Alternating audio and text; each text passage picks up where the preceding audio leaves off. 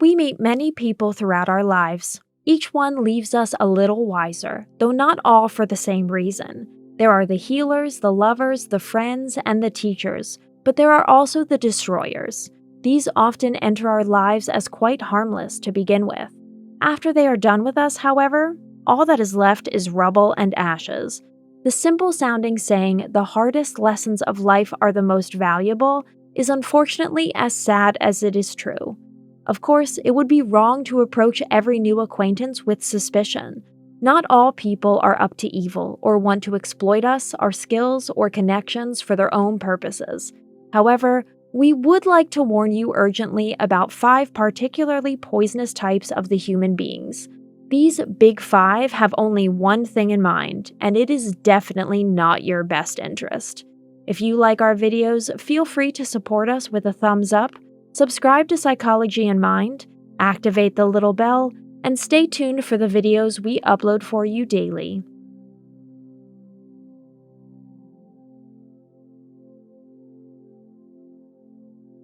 Number 1. The energy vampires. This sinister type doesn't go about its business in the dark of night, but it has a similar effect on our peace of mind as Black Nosferatu has on our life expectancy. Toxic people who literally plunder others mentally and suck the lightheartedness and cheerful out of their life veins are no friends. They treat their environment like a kind of social all-you-can-eat buffet that is open 24 hours a day.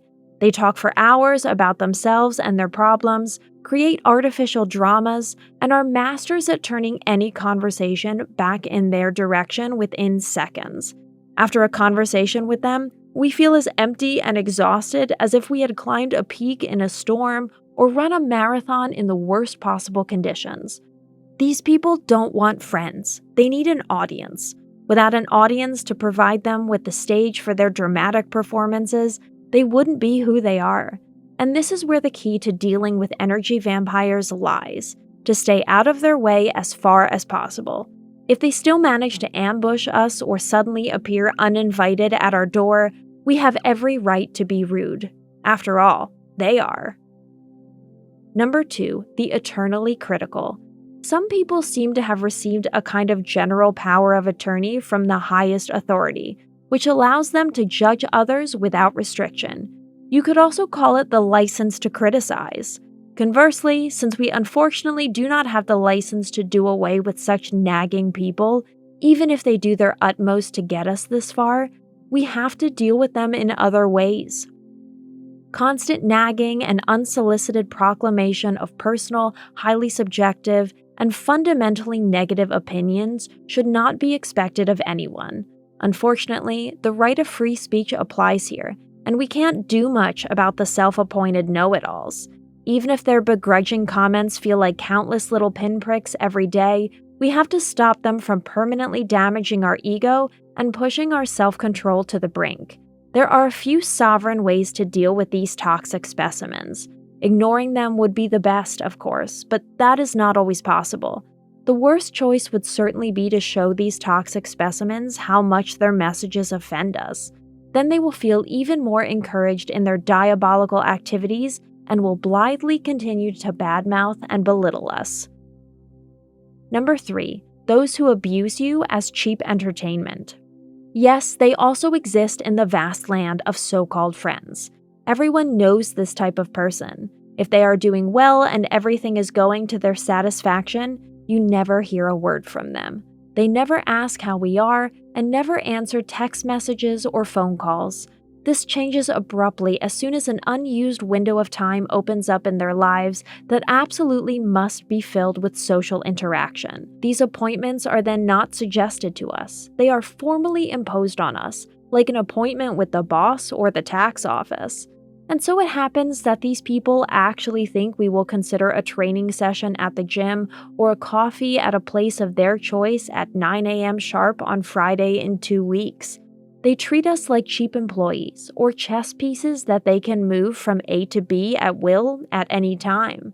What these people don't realize is that each person has a life of their own, And no one person is the entertainer or entertainers for others. Such behavior, which takes friendship on call for granted, is disrespectful and toxic to the power of 10.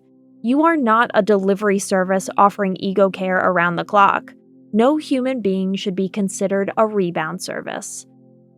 Number 4, the gossip addicts. People are known by their actions, but also by their words. We automatically like better those who speak less and, above all, don't say anything bad about absent third parties. One group of super toxic fellow human beings are the passionate gossipers. Yes, unfortunately, you really have to call them that, and you are allowed to be accordingly harsh with them. To prepare rumors, gossip, and half-truths about others behind their backs is in many ways just pathetic, immoral, and definitely does not show good character. Strictly speaking, gossip is an expression of schadenfreude.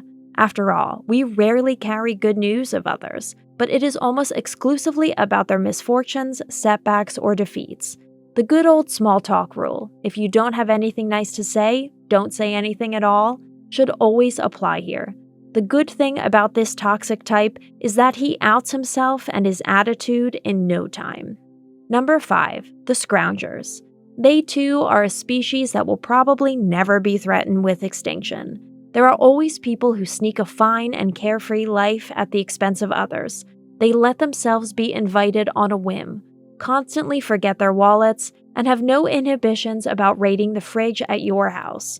They borrow clothes, jewelry, books, and CDs without ever returning them. This type of friend is actually a highwayman and pirate and should be treated the same way by you. If you don't show such people boundaries from the beginning, they know no inhibitions. The only thing that really helps here is to consistently and literally lock them out of your own life. Friendship is clearly different and, above all, not a one-way street. Today's conclusion: poison without antidote. Toxic people are a dime a dozen. If you want to, you are welcome to do some research into the causes. However, they don't. They don't waste one thought on their environment. They suck us dry psychologically and emotionally, trample on our feelings and our self-esteem, and take advantage of us at all costs. They spread false news about us and rejoice behind our backs, laughing about it when we are doing badly, when we suffer or fail. Toxic people do not have a guilty conscience.